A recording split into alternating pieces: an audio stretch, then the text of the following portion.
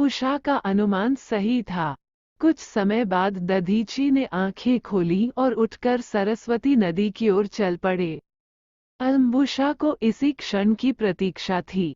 वो तुरंत वृक्ष की ओट से निकली और नदी में स्नान करने उतर गई। इसी बीच दधीची ने अलम्बुशा को नहाते देख लिया। दधीची ने अपने आश्रम के पास किसी युवती को पहली बार देखा था। उनकी आंखें अलम्बुशा पर स्थिर हो गईं। वे टकटकी लगाए उस सुंदरी को देखते रहे।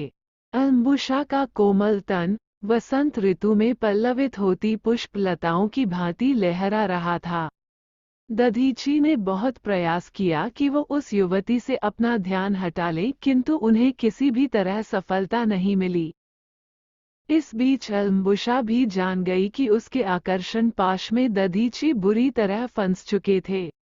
दधीची के हृदय की धड़कन तेज होने लगी।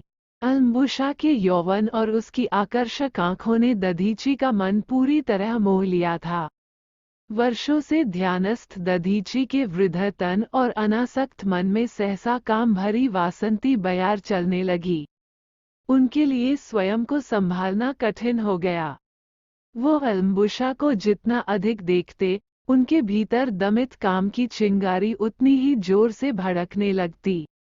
आखिर दधीची भीतर उठ रहे प्रचंड काम प्रवाह को रोक न पाए और उनका वीर्य सरस्वती नदी में स्खलित हो गया। अलम्बुशा का तीर निशाने पर लगा था।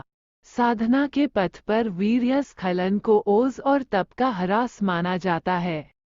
अलम्बुशा का प्रयोजन पूरा हो चुका था।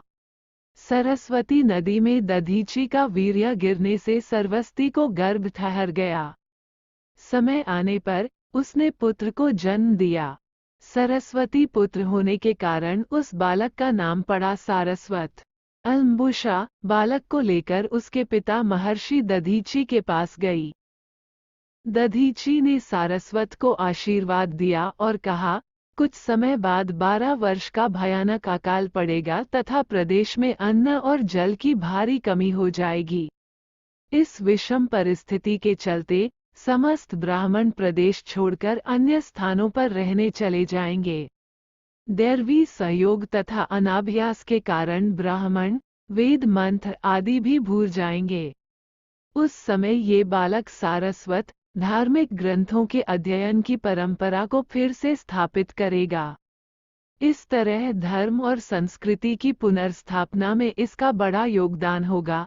सारस्वत और अलम्बुशा ने दधीची को प्रणाम किया और फिर वहां से चले गए। कुछ समय बाद त्वष्टा के पुत्र वृत्रासुर का उदय हुआ।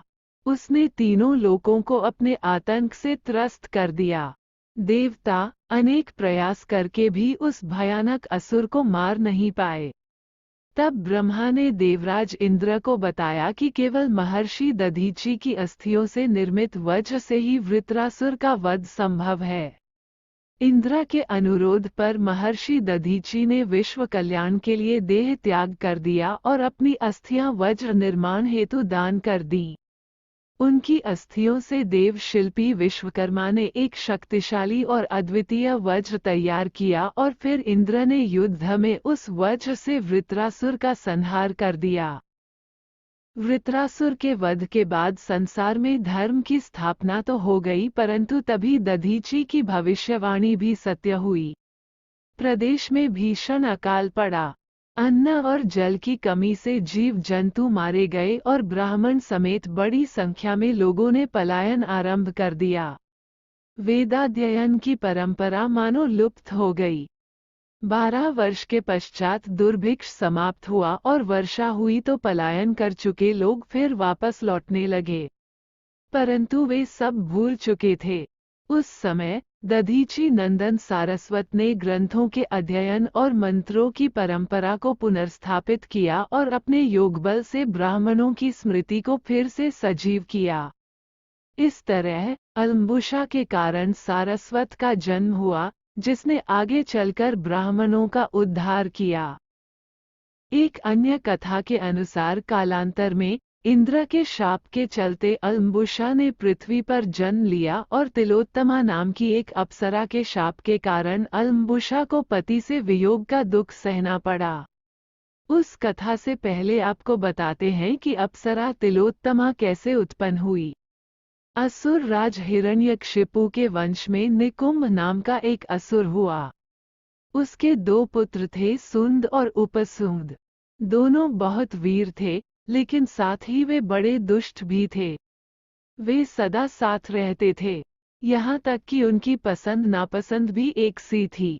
समय के साथ उनकी क्रूरता बढ़ गई। एक दिन दोनों भाइयों ने विंध्याचल पर्वत पर ब्रह्मा की तपस्या करके अमर होने का निश्चय कर लिया। उनके कठोर तप से देवराज इंद्र घबरा गए। इंद्र के पास तपस्या करने वालों का तप भंग करने की अनेक युक्तियां थीं, लेकिन सुंद उपसूद पर इंद्र की कोई चाल सफल नहीं हुई। आखिर ब्रह्मा ने दोनों भाइयों के तप से प्रसन्न होकर उन्हें दर्शन दिए।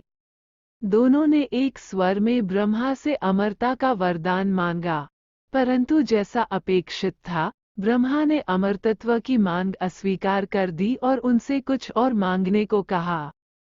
सुंद उपसूद निराश हो गए। वे सोचने लगे और सहसा उन्हें एक युक्ति